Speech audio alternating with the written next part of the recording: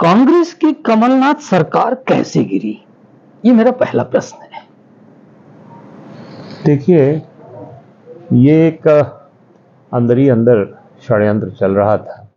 कांग्रेस की गुटबाजी कब समाप्त होगी? अब ये सबको अपने अंतर्मन में झांकना होगा। वोट के लिए कर रहे हैं ये लोग, वोट की राजनीति है कुल मिलाकर। दूसरे लोग भी हैं, उनको भी वोट चाहिए। जब वो देखेंगे कि ये इस हिंदुत्व इसके कारण हमको वोट ही नहीं मिल रहे, हम सरकार बनाने का भी अवसर ही नहीं मिलेगा, तो ये धर्म का रास्ता अपनाए, दूसरे जातियों का अपनाए। चलिए, कांग्रेस की वापसी कैसे होगी? देखिए, लड़ाई कठिन है, सरल लड़ाई नहीं है। जिन नेताओं को तोड़ना होता है तो भारतीय जनता पार्टी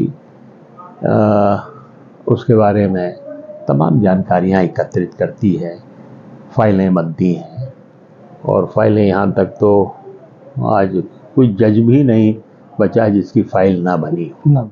दोस्तों नमस्कार, मैं रम्मू सिंह। आज हम बात कर रहे हैं कांग्रेस के दिग्गज नेता डॉक्टर राजेंद्र कुमार सिंह जी से। स्वागत है आपका चैनल पे। नमस्कार रम्मू जी। कांग्रेस के अमरपाटन विधायक हैं, पूर्व उद्योग मंत्री, विधानसभा के उपाध्यक्ष आप रह चुके हैं। आपकी शिक्षा इंदौर से हुई है? नहीं, इंदौर से नहीं हुई जी। मेरी शिक्षा कॉलेजिएट एजुकेशन, अगर महाविद्यालयीन शिक्षा की बात करते हैं जी, तो मेरी शिक्षा हुई है भोपाल से। भोपाल मौलाना आज़ाद कॉलेज ऑफ टेक्नोलॉजी जो है, जी, अब मैनेट कहलाता है। इंजीनियरिंग की शिक्षा मैंने वहाँ से ग्रहण की। तो शायद दिग्विजय सिंह जी भी साथ में थे आप? नहीं, दिग्विजय सिंह जी इंदौर से पढ़े हैं जी। GSTI Govindram Seksaria institute of technology, जो शासकीय इंजीनियरिंग महाविद्यालय है, और हमसे वो 3 वर्ष सीनियर थे कॉलेज। जी।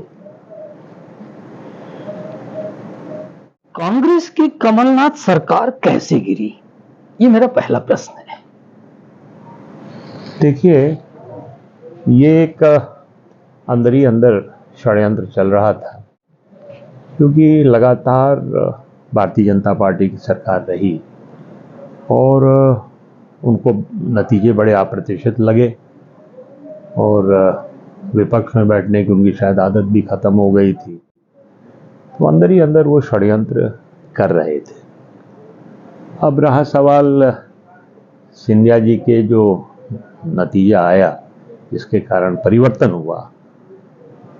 परिस्थितियां तो बहुत सारी थीं, बहुत से जोड़ गणित थे, लेकिन जो अंतिम चोट होती जिसे कहते हैं, जिसे परिवर्तन हुआ, वो सिंधिया जी का अपने साथी विधायकों के साथ कांग्रेस पार्टी छोड़ना और भारतीय जनता पार्टी से जा मिलना था। अब सवाल यह है कि सिंधिया जी ने क्यों छोड़ा।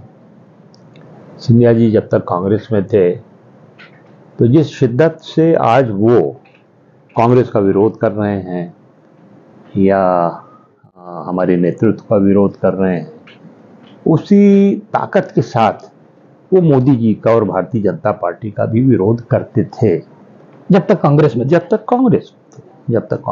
थे। और हम लोग बड़ा आदर करते थे उनका, और प्रतिभाशाली थे, और भविष्य का एक चेहरा और उसकी संभावनाएं सामने नजर आती थी पार्टी को। लेकिन जब लोकसभा के चुनाव हुए और आदरणीय सिंधिया जी चुनाव हार गए, जिसकी किसी ने कल्पना नहीं की थी, उन्होंने तो शायद ना की, किसी भी सीमा तक ना की होगी। चुनाव हार गए, तब से थोड़ा सा वो सशंकित, और उनके दिल में ये बात बैठी कि अगर यही चलता रहा तो आगे भी दिक्कत आ सकती है। तो एक तो कारण, जहाँ तक मैं सोच पा रहा हूँ, अपनी बुद्धि से जो निष्कर्ष निकालता हूँ, एक ये था।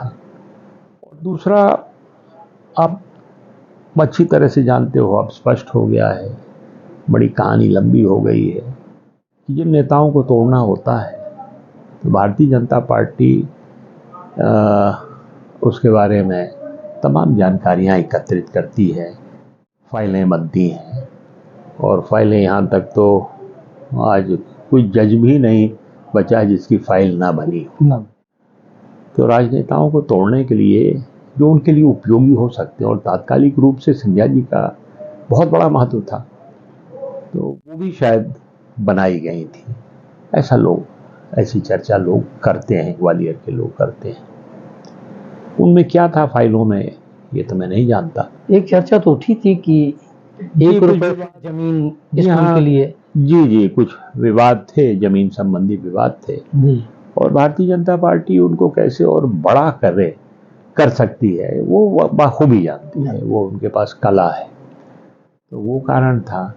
और तीसरा जो स्पष्ट सामने दिखाई देता था जन आंदोलन में, शिक्षा कर्मियों का या किसी संवर्ग के अस्थायी कर्मचारियों का आंदोलन था, बहुत पहले से चल रहा था, चुनाव पूर्व भी चल रहा था, और कांग्रेस ने वादा किया था कि सरकार बनेगी तो आप लोगों को हम राहत देंगे।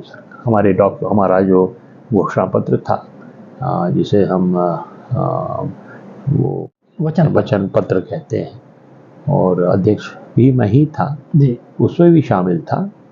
तो वो निरंतर मांग कर रहे थे, वाजिब भी था उनका मांग करना।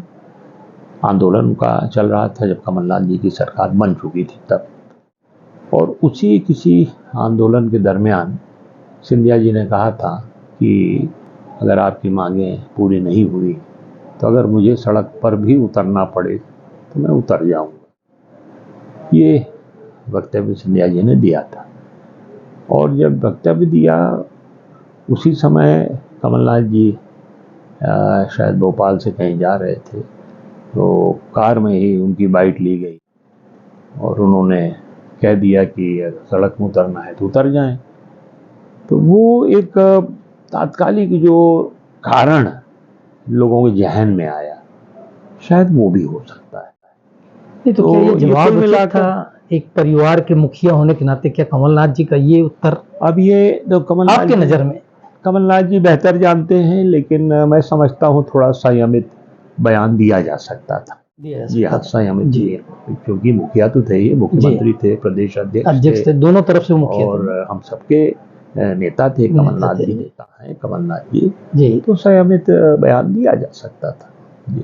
जी, तो ये एक बयान भी तो मतलब एक आग में घी का काम किया, ऐसा भी तो माना जा सकता है। जी हाँ, इसको इस नजरिए से भी देख सकते हैं। जी हाँ जी। चलिए, कांग्रेस की वापसी कैसे होगी? देखिए, लड़ाई कठिन है, सरल लड़ाई नहीं है, क्योंकि जो बीज आरएसएस और भारतीय जनता पार्टी, और तब तो थी नहीं भारतीय जनता पार्टी, जनसंघ थी, वो बीज उन्होंने एक हिंदू राष्ट्र बोना और हिंदुओं को इकट्ठा करने का या हिंदुओं के नाम पर राजनीति करने का इन्होंने एजेंडा तय किया था और बीज का रोपण किया था। तो उसको वर्षों लग गए, लेकिन धीरे धीरे धीरे धीरे उसका फैलाव होता गया। अब फैलाव हुआ, और उसके बाद वाकया आ गया आपके 2014 के पहले। 2014 में जब चुनाव होने थे, उसके पहले कांग्रेस की जो यूपीए की सरकार थी, मनमोहन सिंह जी प्रधानमंत्री थे, तो वहाँ पर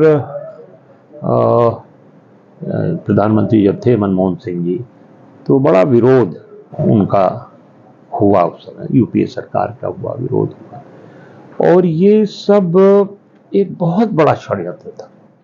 और उस षड्यंत्र में ये सब शामिल थे जो आज ये गला काट दुश्मनी जिनकी है, ये केजरीवाल एंड कंपनी, और उनके जितने लोग हैं और बहुत से लोग उनसे अलग हो गए, चाहे आपके ये कई लोग हैं जो उनसे अलग हो चुके हैं, नाम बहुत सारे हैं, लेना कोई मतलब नहीं है, वो उनसे अलग हो चुके, ये सब शामिल थे इसमें। और उनको पीछे से जो बैकअप था वो टोटल आरएसएस का था। जी, रामलीला मैदान में जो कुछ हुआ बड़ा प्रतिशत था। और देखिए, अगर उसका दूसरा पहलू भी हम देखें तो जो एक प्रजातांत्रिक मूल्यों की रक्षा वाली बात है या उस पर विश्वास भरोसा करने वाली बात है, इसी से साबित हो जाता है कि भारत का प्रधानमंत्री, भारत की सरकार उसको अनुमति दे रही है कि उसी के सीने पे बैठकर उसका विरोध हो।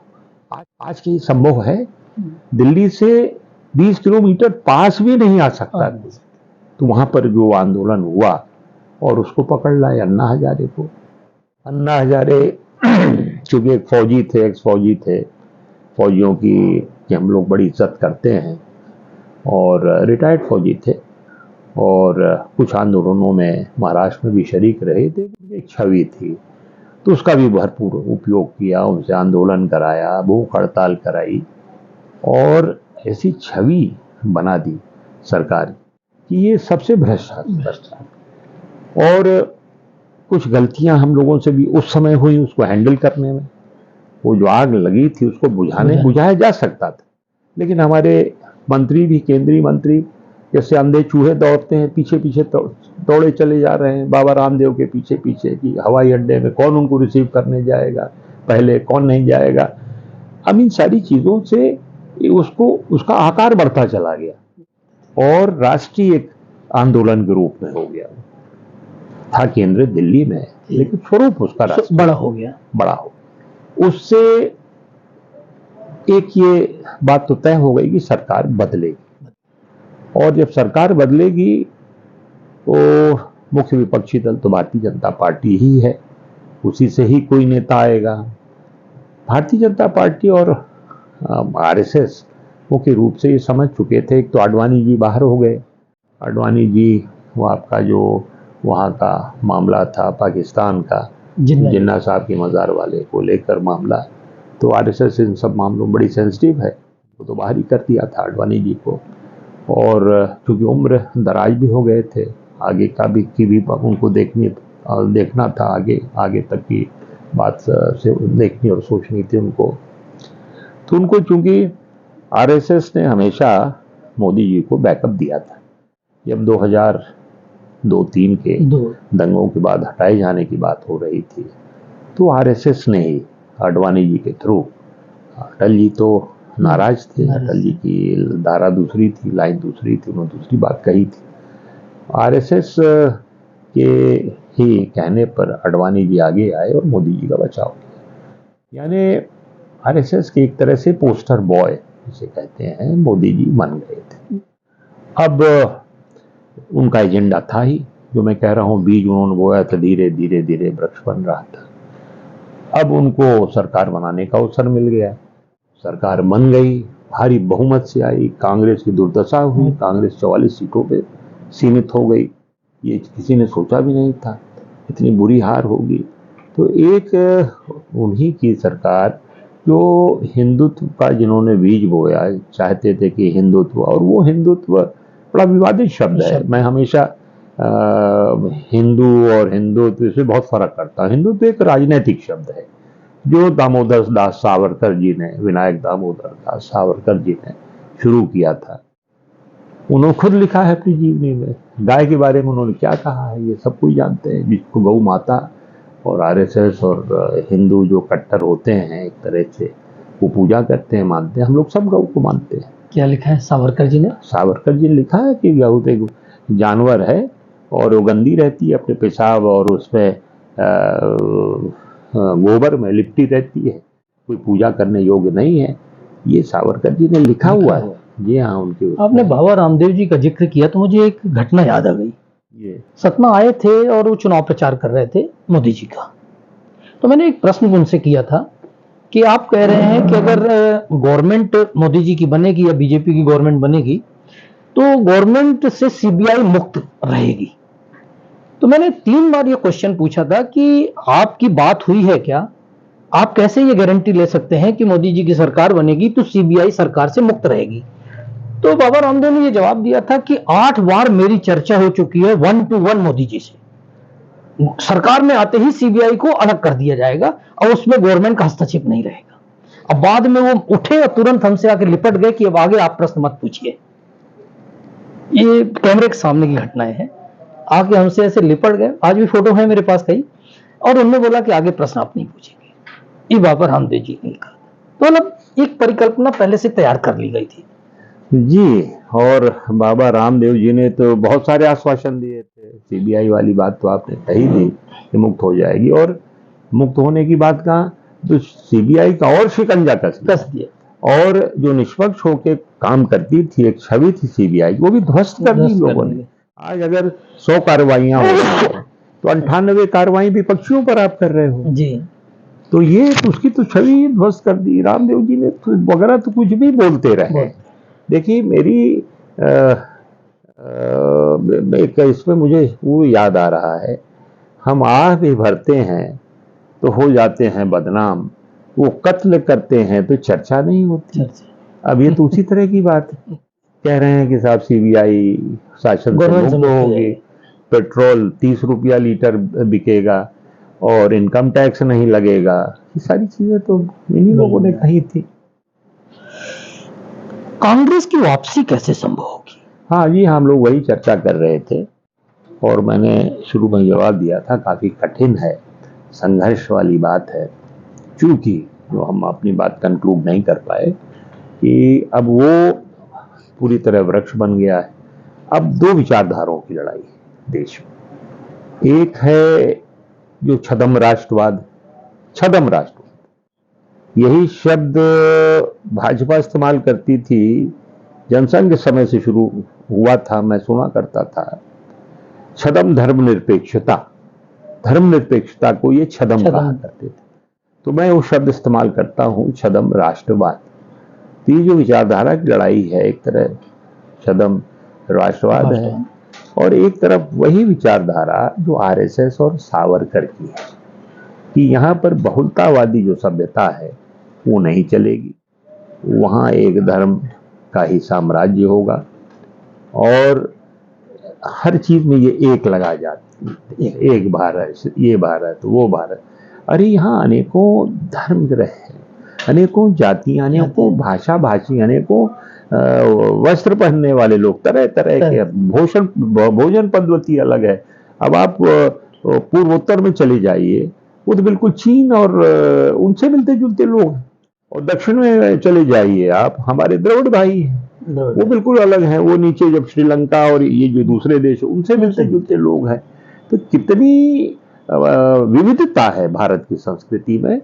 तो उसमें ये इनका जो प्रयोग है, हो सकता है थोड़े समय तक, हो सकता क्या हो ही रहा है भी, सफल है इसका प्रयोग, लेकिन धीरे धीरे एक जो इमारत ये हिंदुत्व, हिंदू राष्ट्र इसकी बना रहे हैं, और हिंदुओं की बात कर रहे हैं, क्या होगा कि इमारत, अब देखिए वोट के लिए कर रहे हैं ये लोग, वोट की राजनीति है कुल मिलाकर। दूसरे लोग भी हैं, उनको भी वोट चाहिए। जब वो देखेंगे कि ये इस हिंदुत्व इसके कारण हमको वोट ही नहीं मिल रहे हैं, हम सरकार बनाने का भी अवसर ही नहीं मिलेगा, तो ये धर्म का रास्ता अपनाए, दूसरे जातियों का अपनाएं, और फिर क्या होगा, इस इमारत के अंदर जहां सब जातियां समाहित हैं, सब वो धड़केगी इमारत, और जातियां सब निकल बाहर आएंगी, और फिर हो जाएगी लड़ाई सामान्य और पिछड़ा, दलित, हरिजन, आदिवासी, अनुसूचित जाति, जनजाति, इन लोगों के बीच में हो जाएगी, मुसलमान बीच में शामिल होंगे, मतलब खाई बढ़ेगी, जातियों के बीच में खाई बढ़ जाएगी। और फिर जब ये धड़क जाएगी इमारत, यूपी में क्या हुआ अभी लोकसभा के चुनाव में, प्रयोग देख लीजिए आप, क्यों नहीं भारतीय जनता पार्टी वहां बहुमत पाई? इसीलिए कि धर्म की जो उन्होंने एक वो इमारत बनाई थी, वो दरकी, वहां यूपी में दरकी। अखिलेश यादव जी ने, कांग्रेस ने सब मिलकर जो प्रयास किया, और वहां पीछे रह गई भारतीय जनता पार्टी। तो यही पूरी तस्वीर आप पूरे देश के परिप्रेक्ष्य में देख लीजिए, आगे चलकर होगा, तब फिर वापसी होगी कांग्रेस जैसी पार्टियां जो धर्मनिरपेक्ष हैं। धर्मनिरपेक्षता देखिए हमारे अंग अंग में, हम सब धार्मिक हैं, लेकिन हमारा जो धर्म है, जो मूल धर्म है, उसकी जो प्रस्तावना है, उसका जो मंत्र है, वो कहता है दूसरे का भी आदर करो। कहीं ऐसा नहीं कहता है कि दूसरे का अनादर करो। अब ये अनादर की बात करते हैं, हम कहते हैं हम अब धार्मिक हैं, हम अपने धर्म को मानते हैं, लेकिन हम दूसरे को भी कभी आदर करेंगे, सम्मान देंगे। ये धर्मनिरपेक्षता कुल मिलाकर यही तो है। कांग्रेस की गुटबाजी कब समाप्त होगी? अब ये सबको अपने अंतर्मन में झांकना होगा, और अगर अभी भी नहीं समाप्त होती है तो मैं समझता हूँ वो व्यक्ति, चाहे कितना बड़ा भी नेता हो या छोटा कार्यकर्ता हो, वो कांग्रेसी नहीं, वो कांग्रेसी कहलाने के लायक है नहीं, वो बना हुआ है। तब तो समाप्त होना ही चाहिए, करना ही चाहिए। हमारे नेता राहुल जी, खड़गे जी, ये लोग प्रयास कर रहे हैं, और जो बहुत पहले ऐसी व्यवस्था थी कि सब कुछ लोगों के कहने पर हो जाता था, अब उस व्यवस्था को में भी तब्दीली कर रहे हैं। दिल्ली से भी जो नियुक्तियां हो रही हैं, तो नए नए लोगों को अवसर दिया जा रहा है, और मजबूती के लिए भी चाहिए कि नए और पुराने का सम्मिश्रण हो। सिर्फ नए से ही काम नहीं चलेगा, और पुराने को तो रास्ता देना पड़ेगा नए के लिए, लेकिन दोनों का अगर सम्मिश्रण हो जाता है, सामंजस्य बैठ जाता है, तो कांग्रेस मजबूत होगी। कांग्रेस देखिए लोगों के जहन में है, विचार में है। आज भी बहुत बड़ी संख्या में लोग हैं इन झंझावातों के बावजूद जो कांग्रेस की विचारधारा के पीछे खड़े हुए हैं। मध्य प्रदेश में ही ले लीजिए, 40% वोट तो हम लोगों को मिले कि नहीं मिले करीब करीब, और 40% अगर वोट मिले हैं, एक 10 में से 4 मिले हैं, एक वोट और जुड़ जाता है तो आधे आधे हो जाते हैं। कांग्रेस में संगठन के लोगों को महत्व कम मिलता है, इसकी भी कोई खास वजह है? जी हाँ, मैं ये मानता हूँ, और ये बुनियादी अंतर है भारतीय जनता पार्टी के संगठन और कांग्रेस के संगठन में। और इसका कारण भी ये है कि भारतीय जनता पार्टी का जब संगठन का ढांचा खड़ा होता है नीचे से ऊपर तक, तो बहुत ज़्यादा मेरा तेरा ये नहीं होता है, और ख़ासकर जो स्थानीय विधायक हैं, सांसद हैं या स्थानीय छत्रप हैं, सब अपने मर्जी से करवा लें, ऐसा भारतीय जनता पार्टी में नहीं होता है। उसमें नए नए लोगों को भी मौका दिया जाता है, लेकिन साथ ही एक बार बन जाने में ये नहीं होता कि कोई 5 साल है, कोई 10 साल है, कोई 12 साल, कोई 15 साल बना हुआ, वो परिवर्तन करते रहते हैं। तो इससे संगठन में ऊर्जा भी बनी रहती है और उसका महत्व भी रहता है, और फिर ये संगठन बेस्ड पार्टी है। इस तरह से मैं कहूँगा कि देखिए, जब कांग्रेस की सरकारें होती थी तो ये परंपरा रही है कि बहुत ज़्यादा दखल संगठन का सरकार में नहीं होता था। संगठन अलग होता है कांग्रेस में, और सरकार अलग होती रही हमेशा। लेकिन भारतीय जनता पार्टी में आप देखेंगे कि संगठन का कितना घुसपैठ है उसमें सरकार के अंदर, और कार्यक्रम जो होते हैं, सरकारी कार्यक्रम होते हैं, उसमें उनके जिला के अध्यक्ष और जो पदाधिकारी हैं बड़े, वो सब शामिल होते हैं। कांग्रेस में ये नहीं होता था। सरकारी कार्यक्रमों में संगठन के लोगों को नहीं उसमें बुलाया जाता था, आमंत्रित किया जाता था, लेकिन मंच पर जगह या मुख्य स्थान जो स्पेस कहते हैं वो नहीं रहती थी। तो एक बुनियादी दोनों पार्टियों में अंतर है, कांग्रेस और भारतीय जनता पार्टी में, और इसीलिए संगठन का महत्व है, उसका असर जब अधिकारी कर्मचारी भी देखते हैं। और अब तो और ज़्यादा फर्क हो गया, क्योंकि निरंतर लंबे अरसे से भारतीय जनता पार्टी की सरकार प्रदेश में रही है, तो अब अधिकारी कर्मचारी भी उधर ही भाजपा के संगठन उधर उसी ओर ताकते रहते हैं, तो उनका महत्व ज़्यादा रहता है। कांग्रेस में इतना नहीं रहता है, लेकिन वो गुटबाजी नहीं करते हैं, एक सीमा से हटकर। वो दिखता नहीं है, अंदर है, अंदर बड़ी हलचल है, भाजपा में बहुत मतभेद है, बड़ा अंतर विरोध है, लेकिन ऊपर से नहीं दिखाई देता है। कांग्रेस में अंदर भी है, ऊपर भी, तो ये जो ऊपर वाला है ये तो बंद करना चाहिए। और अगर कांग्रेस का संगठन उसको भी महत्व पाना है, तो फिर ये जो नियुक्तियां होती हैं, ये जो लोग नियुक्त होकर ऑफिस बेरर्स होते हैं, उनको एक तरफा काम नहीं करना चाहिए। सब नेताओं का सम्मान करो, आदर करो, और एक मुखिया के रूप में, भाई मुखिया प्रदेश का होता है, जिले का होता है, ब्लॉक का होता है, एक मुखिया की तरह आप व्यवहार करो। कांग्रेस में कंट्रोल, पावर सेंटर की कमी है, कंट्रोलिंग नहीं है कि एक आदमी बोले और सब उसकी बात माने, ऐसा कुछ मैं नहीं देख पा रहा हूं। जी हाँ, ये बात सही आप कह रहे हैं, लेकिन ये स्वभाव और चरित्र है ही नहीं कांग्रेस का, क्योंकि कांग्रेस का मतलब ही क्या है? कांग्रेस का मतलब एक समूह है। कांग्रेस रोड कांग्रेस, पता चला रोड कांग्रेस का सम्मेलन हो रहा है। तो कांग्रेस तो ऐसा शब्द ही है कि लोगों का समूह है और कोई बंदिश नहीं है। हमारी मूल विचारधारा है भाई, हमारी मूल विचारधारा से हमें नहीं भटकना चाहिए, न भटकने की इजाजत होनी चाहिए।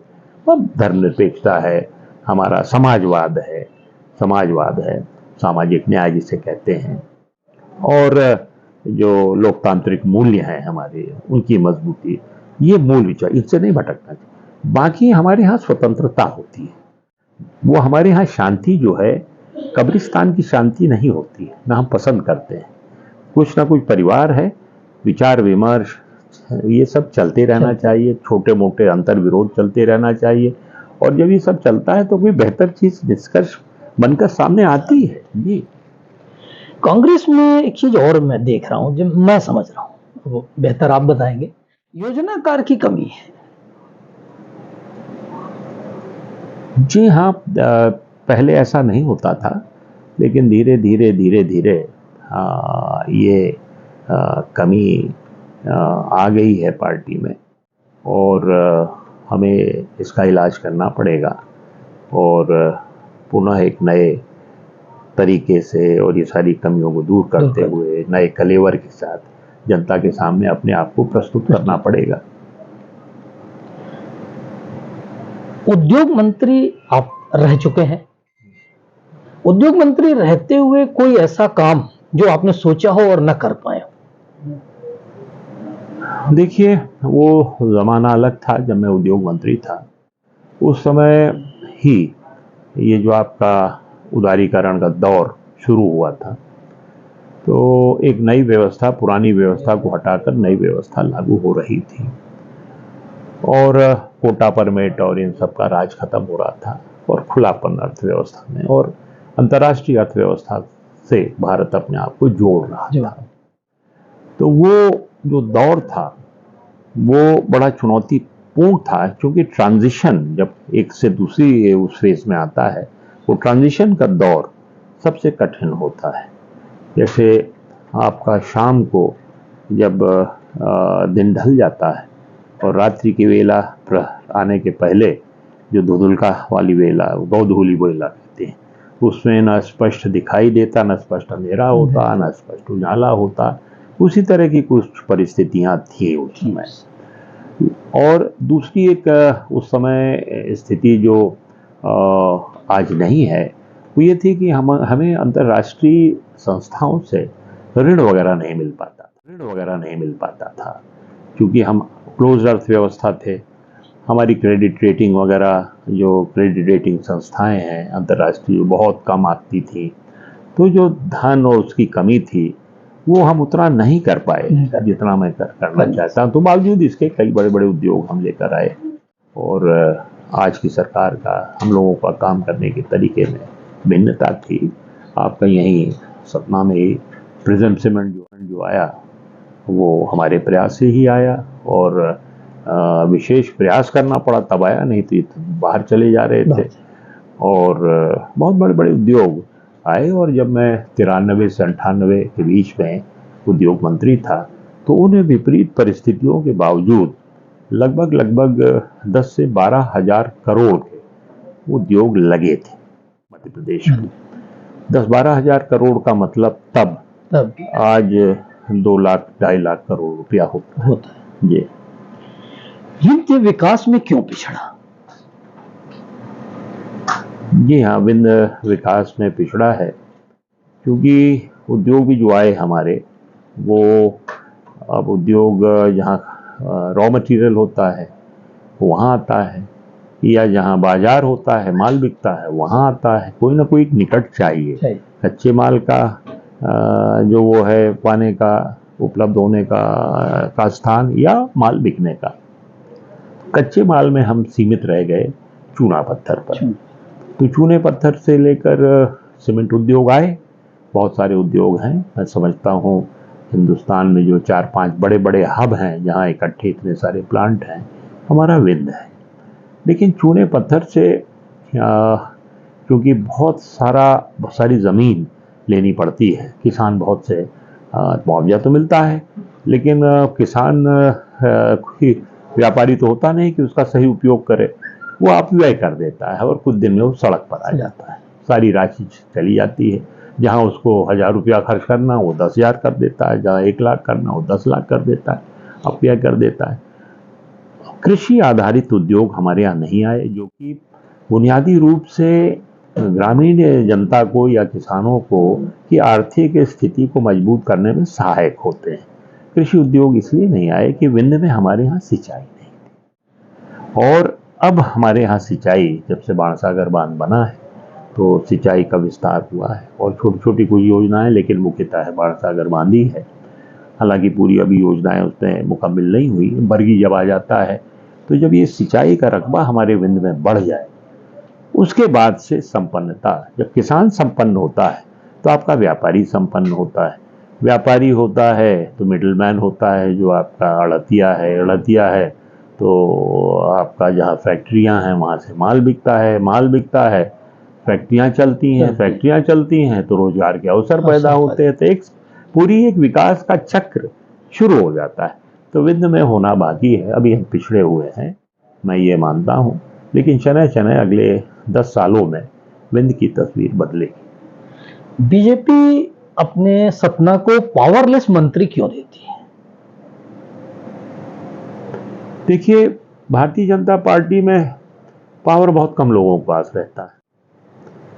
मैं अगर कहूँ तो आप तो शायद भरोसा नहीं करेंगे कि हमारी सरकार ही जो मध्य प्रदेश की है दिल्ली से चल रही, लेकिन मुझे अनुमान है इस चीज़ का, हम समझ पाते हैं कि दिल्ली से चल रही सरकार। तो भारतीय जनता पार्टी जो दिल्ली से प्रदेश की सरकार चल रही है, आपके यहाँ के जिला अधिकारी जो हैं, रेवेन्यू को हों, पुलिस के हों, विभिन्न विकास से संबंधित विभागों के हों, सब निर्देश भोपाल से चलता है। तो ये केंद्रीकृत मानसिकता की पार्टी है, हर चीज को सेंट्रलाइज करने वाले, और हम लोग केंद्रीकरण वाले हैं, डिसेंट्रलाइज करने वाले। अब देख लीजिए आप, बहुत बड़ा उदाहरण आपको हम देते हैं। हमने संविधान संशोधन 73वां 74वां किया, जिसमें पंचायती राज संस्थाओं को संवैधानिक दर्जा दिया गया और नगरीय क्षेत्र की संस्थाओं को उनको संवैधानिक दर्जा, जिसके पहले नहीं था। आज उनको भी वही जो विधानसभा लोकसभा का दर्जा है, वो दर्जा इनको भी प्राप्त है, संवैधानिक दर्जा। बहुत सारे अधिकार दिए गए। पंचायती राज में दिग्विजय सिंह जी की सरकार के समय जिला सरकारें बनाई गई, जिला पंचायत को खूब अधिकार दिए गए, जनपदों को दिए गए, सरपंचों को दिए गए, पंचायतों को न्याय पंचायतें बनी। छोटी छोटी जो आपसी झगड़े थे या मुकदमे थे, वो न्याय पंचायतें हल कर लेती थी, न्यायालय जाने के लिए आवश्यकता नहीं पड़ती थी। आपके ये खनिज के मामले में परमिट वगैरह देने के अधिकार भी, मुरुम वगैरह, ये जो गौण खनिज हैं, इनको दिए गए थे। आपको नामांतरण के अधिकार, जो अविवादित नामांतरण हैं, बहुत से अविवादित होते हैं, लेकिन यहाँ पर तहसीली में और एसडीएम और कलेक्ट्रेट में, रेवेन्यू न्यायालयों में 10 साल पड़े रहते हैं, उनको करने के अधिकार दिए गए थे। तो कितना डिसेंट्रलाइज कर दिया था नीचे तक।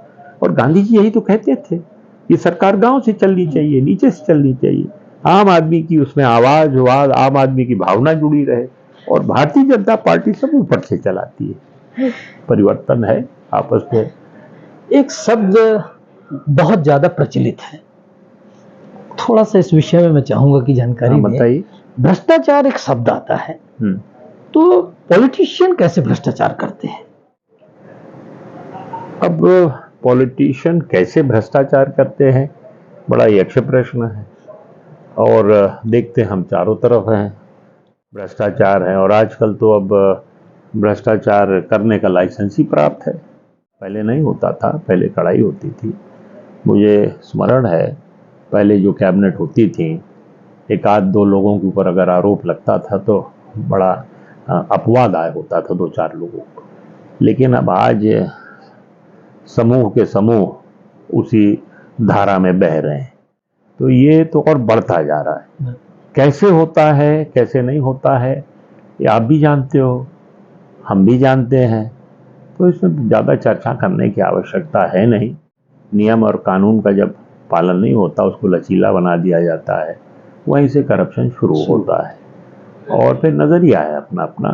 आप अगर सरकार में बैठे हो, आप मंत्री हो, मुख्यमंत्री हो, आपने संवैधानिक शपथ ली है कि आप सबके साथ न्याय करेंगे और सबका सम्मान करेंगे, संविधान का पालन करेंगे, तो अगर आप इस लाइन पर अगर चलोगे तो ये सब चीज़ें, इनकी आवृत्ति कम होगी। और नहीं करोगे आप, अब आप सबके साथ न्याय नहीं करोगे तो फिर ये सारी विकृतियां शुरू होती हैं, विकार शुरू हो जाते हैं। अधिकारी छोटे से लेकर बड़े तक रिश्वत लेते हुए पकड़े जा रहे हैं, इसको किस नजर से देखा जाए कि बिना रिश्वत कोई काम नहीं होता? जी हाँ, प्रतीत तो यही हो रहा है कि बिना इसके काम नहीं होता।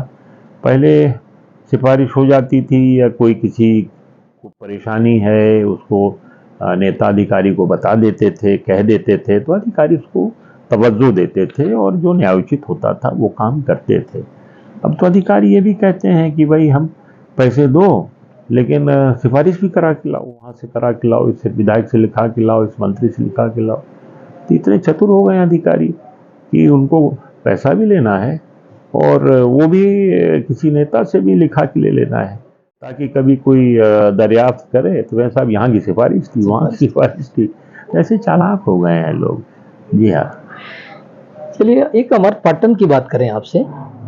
अभी जनपद पंचायत अमरपाटन में शायद अविश्वास प्रस्ताव की कुछ बात आई थी। जी जी हाँ, थी ना जी। तो उसमें कांग्रेस कहाँ खड़ी थी? कांग्रेस, देखिए, जो जनपद अध्यक्ष हैं वो मूलतः तो भारतीय जनता पार्टी के ही हैं और कांग्रेस सत्ता में यहाँ नहीं है। रामनगर जनपद में हमारे कांग्रेस के अध्यक्ष हैं, यहाँ भाजपा के हैं। उनके आपस का झगड़ा था और आपस के झगड़े में अध्यक्ष उपाध्यक्ष, जी हाँ, अध्यक्ष और उपाध्यक्ष का, कांग्रेस ने सोचा इनके झगड़े में क्यों पड़े हम लोग, भाई हैं तो वही नागनाथ सांपनाथ दोनों, इनके झगड़े में हम लोग क्यों पड़े, हम लोग अलग रखें अपने आप को। वही हुआ और चूंकि फिर संख्या नहीं जुटा सके तो अविश्वास संख्या नहीं थी तो जो कर रहे तो गए नहीं कलेक्टर के यहाँ, अपनी उपस्थिति दर्ज नहीं कराई और वो बात आई। और ये नेताओं की परेड का एक सिस्टम चलाया गया है। सतना नगर निगम का विश्वास प्रस्ताव हुआ तो सतना कलेक्टर ने बोला पार्षदों की परेड होगी, जनपद का हुआ तो मैहर कलेक्टर ने बोला कि जनपद सदस्यों की परेड होगी। ये परेड कहाँ से होने लगी? अधिकारी नेताओं की परेड कैसे करवा रहे हैं? ये देखिए, उसमें एक्ट में ऐसा कोई स्पष्ट लिखा नहीं, लेकिन होता क्या है कि लोग फर्जी या फर्जीवाड़े का जमाना आ गया है ना। पहले लोग 10 बार सोचते थे किसी का गलत दस्तखत करने में, दूसरे का दस्तखत अब कर लेते हैं। तो ये कलेक्टर और जो भी संबंधित अधिकारी होता है वो सुनिश्चित करता है कि भाई उसके दस्तखत हैं कि नहीं है। संभवतः ये मंशा है इसके पीछे। ये सिर्फ दस्तखत की ना? जी हाँ। तो फिर उसको परेड शब्द दे दिया गया। तो अब वो कहने के लिए तो कुछ भी कहते हैं, परेड नहीं है वो, परेड नहीं है। परेड में तो सलामी होती है, सब होता है, कमांड पे चलते हैं लोग, दाहिने मोड़ बाएं मोड़, कदम ताल। फिल्म इंडस्ट्रीज से आप जुड़े हुए हैं? नहीं, मैंने एक फिल्म में आपको देखा है, आप बैठे हुए हैं। हाँ हाँ हाँ, जी जी। अरे वो अपवाद है। वो हमारे घर में एक कुछ दृश्य हमारे बगीचे का और वो भोपाल में एक राजनीति फिल्म थी, उसके फिल्मांकित किए गए, शूट हुआ और उसके जो डायरेक्टर थे प्रकाश झा साहब, वो हमारे परिचित थे। हमारी पत्नी भी बिहार की हैं, वो भी बिहार के हैं। बिहारी बहुत तेज होते हैं रिश्ता जोड़ने में, तो अब उनके साले तो हो ही गए हम, तो आए हमारे पास, उन्होंने कहा कि अनुमति दे दीजिए। क्या ठीक है, कर लीजिए आप। तो वही थी शूटिंग, तो हम भी बैठे हुए थे वहाँ पर, इतना ही था, कुछ नहीं। वर्तमान परिवेश में कोई गरीब राजनीति में नहीं आ सकता, ऐसा? जी हाँ, ऐसा तो समाधान मुझे भी हो गया है कि जो आदमी संपन्न नहीं है उसके लिए राजनीति करना असंभव तो मैं नहीं कहूँगा, असंभव कोई शब्द नहीं होता है, मेरी डिक्शनरी में नहीं है, लेकिन अत्यंत कठिन है, अत्यंत कठिन है। क्योंकि अब नेता हम लोग कह देते हैं बेईमान है, अवसरवादी है, लेकिन नेता तो एक दर्पण है किसका? मतदाता, जनता का। अब जनता जैसा चाहती वैसी नेता बन जाता है। अब आज बहुत से लोग चाहते हैं कि खूब खर्च करे नेता, हर चीज में खर्च करे। अब जिसके पास वो साधन नहीं है, चाहे स्वयं के उसके साधन हो, बहुत अच्छी बात है, या फिर वो नाजायज तरीके से इकट्ठा करता हो, तो जब उम्मीदें जनता की ऐसी हो गई हैं तो फिर गरीब आदमी का कहाँ ठौर है? बताइए आप। एक जमाना था कि गरीब आदमी भी राजनीति करता था, जनता उसको हाथों हाथ लेती थी। मुझे याद है शंकरलाल तिवारी जी का दौर, जब ये विधायक नहीं बने थे तो ऐसे ही रोड में ये हवाई चप्पल में घुमा करते थे, कहीं इस ठेले वाले के पास बैठ जाएं तो कहीं उस गुमटी वाले के पास। गरीबों से उनका वास्ता था, गरीब उनको हाथों हाथ लेता था। और यही कारण था कि जब पहले वो चुनाव लड़े तो अच्छे वोटों से शंकरलाल जीते, यानी गरीब आदमी भी जीत सकता था, एक जमाना था। अरुण सिंह का जी का उदाहरण है, 77 में वो कांग्रेस से जीते थे, एकमात्र सीट पूरे मध्य यहाँ विंध्य से आई थी कांग्रेस की, अरुण सिंह जी के नाम। एक न सिर्फ एक सतना जिले से थी, कुंवर साहब भी जीते थे, दूसरी जी जीते थे, श्रीनिवास जी जीते थे, केपी सिंह साहब जीते थे, लोग जीते थे सब। तो अरुण सिंह जी भी फक्कड़ आदमी थे, वो सड़क दिन भर घूमते रहते थे, सड़क पर, कचहरी में दिन भर बैठना, कॉफी हाउस में बैठना, लेकिन जनता से जुड़े थे, तो जनता हाथों हाथ लेती थी ऐसे लोगों। लेकिन अब न वैसे नेता बचे हैं न वैसी जनता बची। मैहर जिला हो गया अमरपाटन, तो मैहर में है, मैहर में एक कलेक्ट्रेट भवन बनना था। तो मैंने एक बड़ी खबर दी, वो बड़ी लोगों ने विवादित खबर कहा उसको। मैहर विधायक और कुछ बीजेपी के अन्य नेता अपनी जमीन की प्लॉटिंग के बगल में चाह रहे थे कि मैहर कलेक्ट्रेट बने। मैहर कलेक्टर ने इसकी शिकायत सीएम से भी की थी। फिर उसमें मेरी खबर और सीएम साहब का हस्तक्षेप कहें, सब मिलके फिर ये हुआ कि अमरपाटन के लोगों को, रामनगर के लोगों को हम सुविधा देके इसी रोड में कलेक्ट्रेट बनाएंगे। तो आपकी जानकारी में तो ये सब चीजें होंगी। जी हाँ, मैंने ही ये पहल की थी, क्योंकि ऐसा मुझे बताया गया कि ये कटनी रोड में जहाँ पोड़ी का मछली फार्म था, है अभी भी काफ़ी ज़मीन है, वहाँ एक बनाने का प्रस्ताव है। तो अब वहाँ पर बनने से एक तो देखिए 2 ही विधानसभा क्षेत्र हैं, अमरपाटन है और मैहर है। तो ऐसी संस्थाएं उन स्थानों पर बननी चाहिए जहाँ दोनों क्षेत्र के लोगों को सुविधा हो। तो हमारे लिए तो वो दूर पड़ जाता।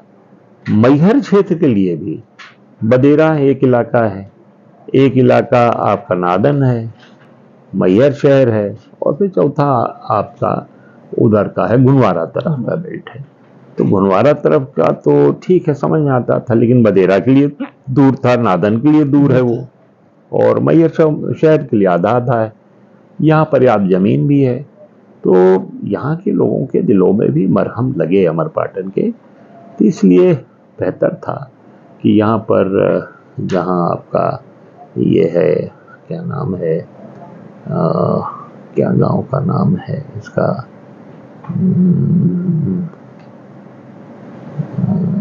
बहुत सारी सरकारी जमीन पड़ी है, 300-400 एकड़, 300 एकड़ लगभग सरकारी जमीन पड़ी है। तो यहाँ पर जहाँ ये सिद्ध बाबा और ये सब इलाका पड़ा हुआ है, रोड के दोनों तरफ, नेशनल हाईवे के दोनों तरफ जमीनें हैं, कुछ थोड़ा सा अंदर जरूर है, लेकिन एक ये है। दूसरा प्रस्ताव मैंने ये भी दिया था कि जिस तरह से सतना कलेक्ट्रेट, अब तो देखिए वर्टिकल एक्सपेंशन का ज़माना है, हॉरिजॉन्टल नहीं होता, फैलाव बढ़िया है कि ऊपर जाए आदमी, संयुक्त कलेक्ट्रेट बने, संयुक्त कलेक्ट्रेट बने और मल्टी स्टोरीड बने। तो जहाँ अभी एसडीएम कार्यालय है मैहर में, वहाँ कई जगह अतिक्रमण है, छोटी छोटी और संस्थाएं हैं जिनका कोई उपयोग नहीं है। वो करीब 12-13 एकड़ जमीन है, 10-12 एकड़ जमीन, 10-12 एकड़ में बढ़िया कलेक्ट्रेट बन सकता है। सतना का ही आपका कलेक्ट्रेट कितने एरिया में होगा? 12-15 10-12 एकड़ से ज्यादा थोड़े होगा। जी। तो यहाँ बन सकता है। तो ये मैंने प्रस्ताव दिया था। अब शासन ने अभी क्या निर्णय लिया अब मुझे नहीं मालूम। मैहर के नेता और नेताओं का क्या उसमें अपना वो मामला है, वो भी नहीं मालूम ईमानदारी से मुझे। अमरपाटन में विकास की क्या गुंजाइश है? देखिए, अमरपाटन में तो हमारा जो मुख्य है, ये सिंचाई बरगी की नहर जब आ जाएगी तब हमारी संभावनाएं बढ़ जाएंगी अमरपाटन विकासखंड। रामनगर में भी कंप्लीशन में है हमारी जो माइक्रो है, रामनगर माइक्रो जो मैंने मंजूर कराई थी, उससे भी लगभग 30-35 हजार एकड़ जमीन सिंचित होगी। तो जब ये सिंचाई का रकबा बढ़ जाएगा तो ये कृषि आधारित उद्योग ये उद्योग शुरू होंगे। क्योंकि अब खनिज हमारे यहाँ है अमरपाटन में, लेकिन ऐसा संयोग है कि मैहर में जो खनिज चूना पत्थर है वो जब सीम आप खोदते हो तो 5-6 मीटर मतलब 15-20 फीट की निकलती हैं, 30-30 40-40 फुट की निकलती हैं। यही हाल इधर बेला तरफ है, यही हाल आपका जहाँ ये प्रिज्म का बेल्ट है, पूरा मनकारी ये सब बेल्ट है, बड़ी बड़ी सीमें हैं और अच्छा पत्थर है। हमारे यहाँ भी पत्थर बहुत है लेकिन सब ऊपर है जमीन के। यहाँ आप थोड़ा नीचे खोदते हो तो फिर वो मुरम और दूसरी चीजें, और फिर अगर सीम निकलेगी तो 1 मीटर की निकलेगी, फिर मुरम निकलेगी, फिर मिट्टी निकलेगी, तो इकोनॉमिकल नहीं होता। तो मैंने बहुत प्रयास किया रामनगर तरफ एक बड़ी सीमेंट फैक्ट्री आ जाए, लेकिन बहुत सर्वे हुआ लोगों ने, जो प्रोस्पेक्टिंग की जाती है प्रारंभिक सर्वे जो बहुत कराया लोगों ने, लेकिन वहाँ मिला नहीं। तो अच्छी सीम नहीं मिली, तो वो तो संभावना के बाहर है। हालांकि मैंने एक औद्योगिक क्षेत्र मन्नी दतौर का इलाका है रामनगर में, करीब 300 एकड़ औद्योगिक क्षेत्र घोषित करा लिया था जब मैं मंत्री था। अभी भी जमीन पड़ी है, इसी के लिए मैंने रखी थी। जब सिंचाई आ जाएगी तो दोनों ब्लॉकों में एक एक चीनी मिल खुलवाने का मेरा इरादा है। और चीनी मिल रोजगार परक होती है। वो समझें आपकी, मान लीजिए अगर 1,500 लोगों को डायरेक्ट रोजगार मिलता है तो 6-7-8 हजार लोगों को इनडायरेक्ट रोजगार मिलता है। तो एक जो आर्थिक गतिविधि है ग्रामीण अंचल में वो शुरू होती है। हाँ, आपके बेल्ट में गन्ना भी तो बहुत अच्छा हो रहा है, आमीन दोभाट में है, लेकिन वो सीमित है, अभी सीमित है, तो वो बढ़ जाएगा सिंचित होगा तो। जी, रकबा सिंचित हो जाएगा, क्योंकि बरगी नहर है, रामनगर माइक्रो है, झिन्ना माइक्रो है, फिर बहुती नहर है, इतनी सारी नहर की योजनाएं, यानी हमारे क्षेत्र में लगभग 90% इलाका सिंचित हो जाएगा, 90%। तो चीनी मिल सक्सेस हो जाएगी। जी हाँ, चीनी मिलें सक्सेस होंगी और कुटीर आधारित उद्योग जो है छोटे छोटे। अमरपाटन का भी इंडस्ट्रियल एरिया है, ये बहुत पहले मैंने बनवाया था लेकिन आधा अधूरा था, भी वो पूरा बन गया है। और यहाँ भी कुछ छोटे छोटे, हम चाहते हैं बड़ा उद्योग यहाँ ना आए, छोटे छोटे आए जो नॉन पोल्यूटिंग हो, जो पर्यावरण को नुकसान ना करें, प्रदूषण ना करें, वो उद्योग यहाँ भी आएंगे। जी, एक अंतिम प्रश्न, मेरे पत्रकारिता के बारे में आपकी क्या राय है? अब बहुत सारी बातें न कहकर ये मैं कह दूं तो पर्याप्त होगा, उससे सारे निष्कर्ष निकल आते हैं कि अक्सर मैं आपके जो इंटरव्यूज़ हैं वो सुनता रहता हूं और मुझे अच्छे लगते हैं।